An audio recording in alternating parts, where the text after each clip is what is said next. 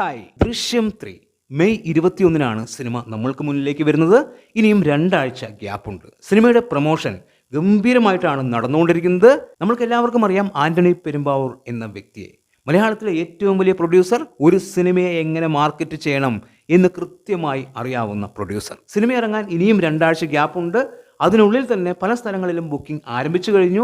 1.5 കോടിക്ക് മുകളിൽ സിനിമ ഇതുവരെ നേടിയിട്ടുണ്ട് എന്നാണ് നമുക്കറിയാൻ സാധിച്ചിരിക്കുന്നത്. അതുപോലെ 100-ൽ കൂടുതൽ ഫാൻ ഷോകൾ ഇതിനോടകം സംഘടിപ്പിച്ചു കഴിഞ്ഞു എന്നും അറിയുന്നു. സിനിമയുടെ സെൻസറിംഗ് കഴിഞ്ഞു. UA സർട്ടിഫിക്കറ്റ് ആണ്, അതായത് 13+. മലയാള സിനിമയിലെ ഏറ്റവും വലിയ ഫസ്റ്റ് ഡേ കളക്ഷൻ അത് എമ്പുരാന്റെ പേരിലാണ്. എമ്പുരാനെ എങ്ങനെയാണ് മാർക്കറ്റ് ചെയ്തത് എന്ന് കൃത്യമായി നമ്മൾക്കറിയാം. ആശീർവാദ് സിനിമാസ് എമ്പുരാനെ മാർക്കറ്റ് ചെയ്ത രീതി വളരെ ഗംഭീരമായിട്ടാണ്. സിനിമ മിക്സഡ് റെസ്പോൺസ് വന്നതുകൊണ്ടാണ് സിനിമയ്ക്ക് 266 കോടിയിൽ ഒതുങ്ങേണ്ടി വന്നത്. ഒരുപക്ഷെ പോസിറ്റീവ് ആയിരുന്നു എങ്കിൽ സിനിമ 500 കോടിക്ക് മുകളിൽ നേടിയെടുത്തേനെ. വേൾഡ് വൈഡ് ബോക്സ് ഓഫീസിൽ ഫസ്റ്റ് ഡേ 68 കോടിക്ക് മുകളിലാണ് സിനിമ നേടിയെടുത്തത്. അത് വലിയ കളക്ഷനാണ്. ഒരു മലയാള സിനിമയ്ക്കും അതിന്റെ പകുതി പോലും ഇതുവരെ ഫസ്റ്റ് ഡേ നേടാനായിട്ടില്ല. ഒന്ന് ചിന്തിച്ചു നോക്കണം. മിക്സഡ് റെസ്പോൺസ് ആണ് സിനിമയ്ക്ക് വന്നത്.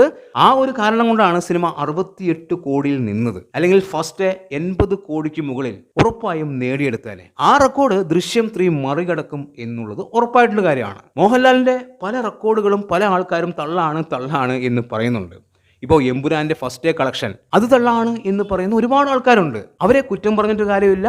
അവര് ഒരു ചട്ടക്കൂടിൽ ജീവിക്കുന്ന ആൾക്കാരാണ്. അവരുടെ സിനിമകളുടെ ബിസിനസ് രീതി, മാർക്കറ്റിംഗ് തന്ത്രം, ഇതൊക്കെയാണ് ഏറ്റവും വലുത് എന്ന് വിചാരിച്ച് വെച്ചിരിക്കുന്ന ആൾക്കാരാണ്. കേരള ബോക്സ് ഓഫീസിൽ നിന്ന് ഒരു സിനിമയ്ക്ക് ഇത്രയേ കളക്ഷൻ കിട്ടൂ, വേൾഡ് വൈഡ് ബോക്സ് ഓഫീസിൽ നിന്ന് ഇത്രയേ കിട്ടൂ എന്ന് ചിന്തിക്കുന്ന ആൾക്കാരാണ്. അവർക്കറിയില്ല സിനിമയുടെ മാർക്കറ്റ് എന്താണ് എന്നുള്ളത്. മലയാള സിനിമയ്ക്ക് ഇത്രയേ കിട്ടൂ എന്ന് ചിന്തിക്കുന്ന വിവരമില്ലാത്ത കുറച്ച് ആൾക്കാരാണ്.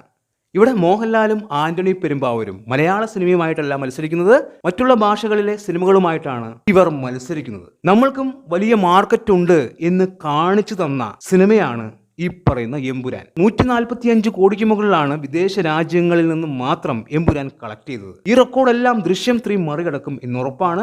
കാരണം എമ്പുരാനേക്കാളും ഒരുപാട് സ്ക്രീനുകളിൽ ദൃശ്യം 3 വരുന്നുണ്ട്. സിനിമയ്ക്ക് 80% കൂടുതൽ പോസിറ്റീവ് റെസ്പോൺസ് വരാനാണ് സാധ്യത. അതുകൊണ്ട് തന്നെ ഈ സിനിമ നമ്മൾ ചിന്തിക്കുന്നതിനും അപ്പുറമുള്ള ഒരു കളക്ഷൻ നേടിയെടുക്കും എന്ന് ഉറപ്പായിട്ടുള്ള കാര്യമാണ്. സിനിമയുടെ ബഡ്ജറ്റ് 30 കോടിക്ക് താഴെയാണ് എന്നുള്ളതാണ് നമുക്കറിയാൻ സാധിച്ചിരിക്കുന്നത്. അതുപോലെ തന്നെ 47 ദിവസം കൊണ്ടാണ് സിനിമ ഷൂട്ട് ചെയ്തിരിക്കുന്നത്. സിനിമ ഇതിനോടകം തന്നെ പ്രൊഡ്യൂസറായിട്ടുള്ള ആന്റണി പെരുമ്പാവൂരിന് വലിയ ലാഭമാണ് നേടിക്കൊടുത്തിരിക്കുന്നത്.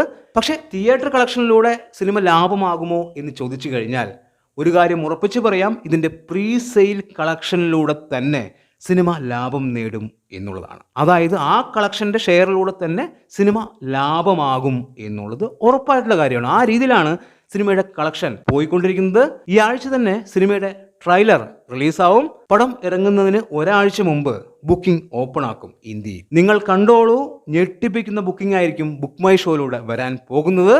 അത് ആന്റണി പെരുമ്പാവൂരും ബുക്ക് മൈ ഷോയും തമ്മിലുള്ള ഒരു അഡ്ജസ്റ്റ്മെന്റ് ആണ് എന്ന് പറയുന്ന കുറേ ആൾക്കാർ ഇവിടെയുണ്ട്.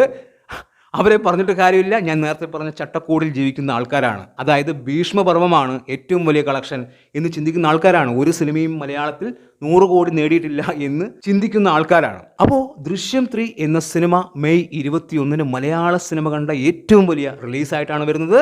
കൃത്യമായി ഒരു സിനിമയെ മാർക്കറ്റ് ചെയ്യാൻ അറിയുന്ന ആന്റണി പെരുമ്പാവൂർ ദൃശ്യം 3യെ മാർക്കറ്റ് ചെയ്യുന്ന രീതി അത് കണ്ടു പഠിക്കേണ്ടത് തന്നെയാണ്. എന്തായാലും ദൃശ്യം 3 മലയാള സിനിമ കണ്ട ഏറ്റവും വലിയ വിജയത്തിലേക്കാണ് പോകുന്നത്.